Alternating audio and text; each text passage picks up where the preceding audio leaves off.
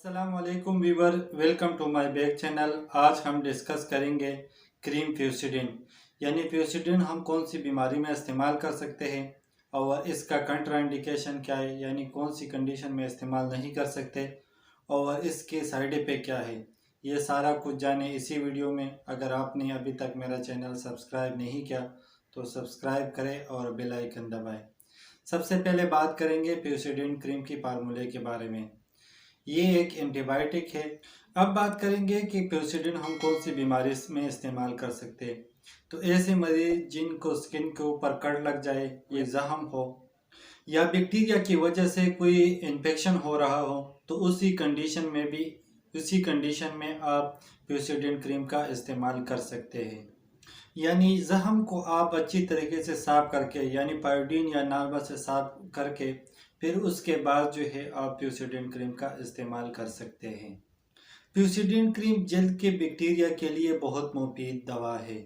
यानी ये जल्द की बैक्टीरिया को ख़त्म करता है और इसकी वजह से होने वाले इन्फेक्शन को भी ख़त्म करता है।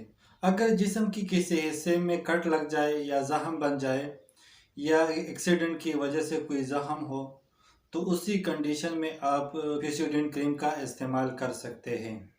और इसके अलावा बंस यानी कि जिस्म की किसी जगह जल जाए और जख्म बन जाए, तो उसी कंडीशन के लिए बहुत मुफीद दवा है।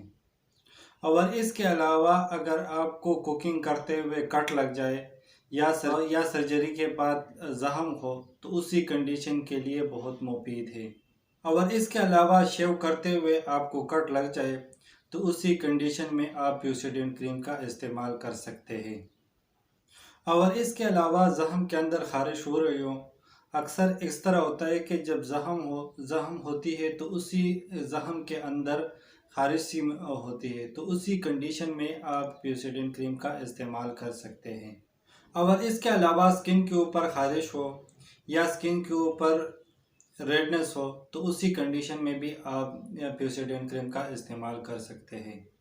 और अक्सर स्किन के ऊपर दाने निकल आते हैं और अक्सर दाने पस वाले दाने होते हैं, तो उसी कंडीशन में भी आप फ्यूसिडिन क्रीम का इस्तेमाल कर सकते हैं। और इसके अलावा स्किन के ऊपर पिंपल निकल आते और इसके अलावा अकनी हो रही होती, तो उसी कंडीशन में भी आप फ्यूसिडिन क्रीम का इस्तेमाल कर सकते हैं। अगर स्किन के ऊपर पिंपल निकल आते हैं या इसके अलावा अकनी हो रही हो, रात को सोने से पहले फेस को अच्छी तरीके से धो ले साबुन के साथ।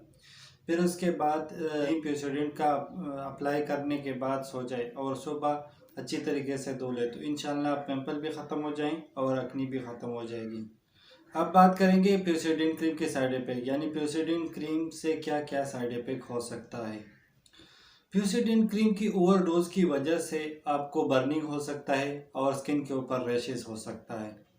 अब बात करेंगे कंट्राइंडिकेशन, यानी वो कौन सी कंडीशन है जिसमें फ्यूसिडिन क्रीम का इस्तेमाल नहीं कर सकते। ऐसे मरीज़ जिनको फ्यूसिडिन लगाने से कोई एलर्जी हो, तो ऐसे मरीज़ फ्यूसिडिन क्रीम का इस्तेमाल ना करें।